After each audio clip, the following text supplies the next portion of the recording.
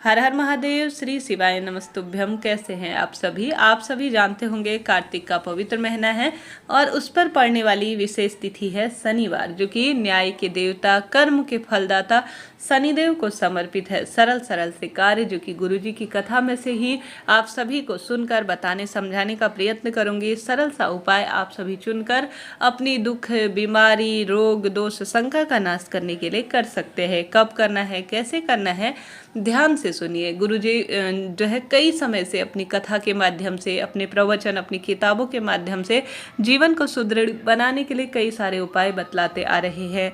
हम सभी प्रयत्न करते हैं वही आप सभी तक पहुंचा पाए। तो आप सभी कमेंट्स के माध्यम से जय गुरुजी या धन्यवाद गुरुजी या श्री शिवाय नमस्तुभ्यम या महादेव के किसी भी सरल मंत्र का जाप करते हुए जरूर से कुछ ना कुछ कमेंट्स के माध्यम से प्रभु स्मरण करते हुए जरूर से लिखिएगा।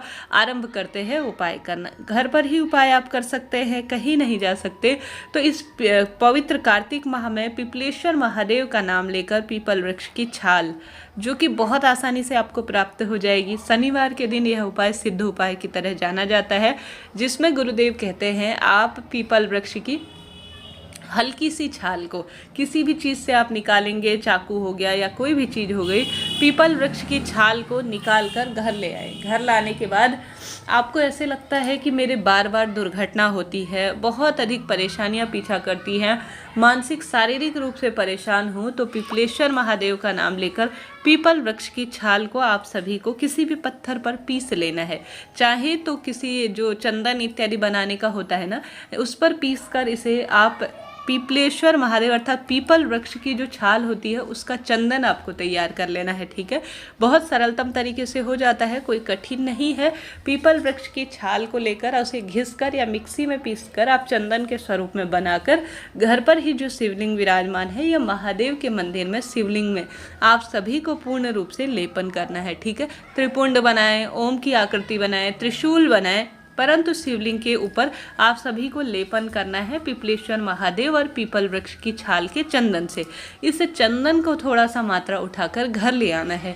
जो भी व्यक्ति परेशान है, किसी न किसी स्वरूप में आप परेशान हैं, आपके पति बच्चों का भाग्योदय नहीं हो रहा है या किसी न किसी स्वरूप में आप दुख तकलीफ से जूझ रहे हैं, तो आप सभी को पिपलेश्वर महादेव का यह चंदन का उपाय कर लेना चाहिए। मस्तक पर इसे रोज एक डब्बी में गुरुजी कहते हैं पिपलेश्वर महादेव के नाम से जो पीपल वृक्ष की छाल का चंदन है उसे एक डब्बी में भर कर रख लीजिए। थोड़ा सा इसमें गंगा जल और चंदन मिलाकर नियमित रूप से जो व्यक्ति गुस्सा करता है, क्रोध और साथ ही दुर्व्यसन से घिरा है, उसका भाग्य साथ नहीं देता है, आप भी दुख बीमारियों से परेशान हैं, तो सरल सा उपाय कर लीजिएगा, लाभ मिलेगा। घर पर भी कर सकते हैं, कोई दिक्कत की बात नहीं है।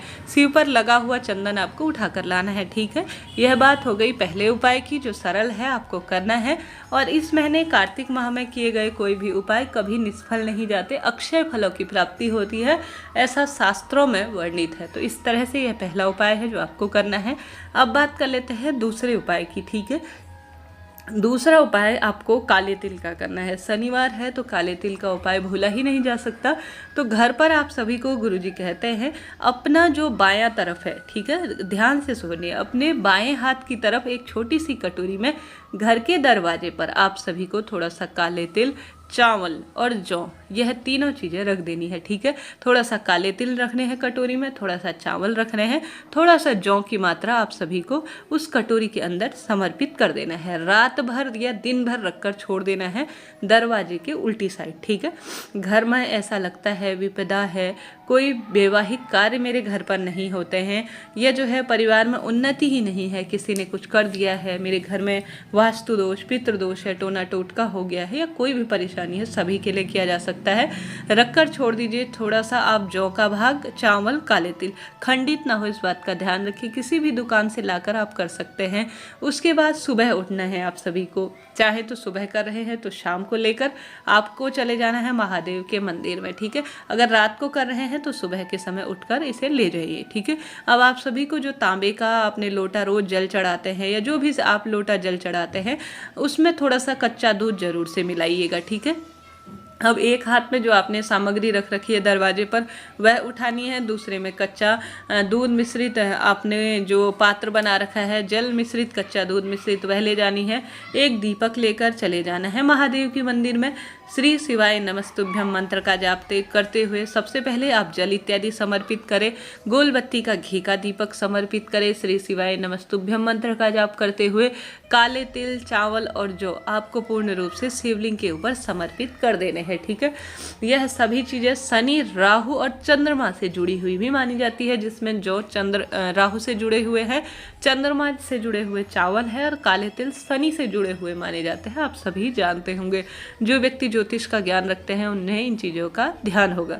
तो आपको यह समर्पित कर देना है, प्रार्थना करनी है, रोग दोष कष्ट मिटे और धन संपदा की कमी दूर हो, और जो भी परेशानी है वह कहते हुए समर्पित कर कर महादेव के आगे झोली पसार कर यह सभी चीज़ें थोड़ा थोड़ा मात्रा में उठाकर घर ले आनी है। ठीक है, घर लाने के बाद आप सभी को आवश्यक रूप से इन तीनों चीज़ों को, ठीक है, इन तीनों चीज़ों को गुरुजी कहते हैं थोड़ा सा मात्रा में अपने घर के तिजोरी में या दुकान के गलने में किसी भी चीज़ में रख देते हैं तो धन संपदा की कमी पवित्र महीने में पूर्ण रूप से दूर हो जाती है। कर कर देखिएगा, लाभ मिलेगा। 2 उपाय ये हो गए। अब बात करते हैं तीसरे उपाय की।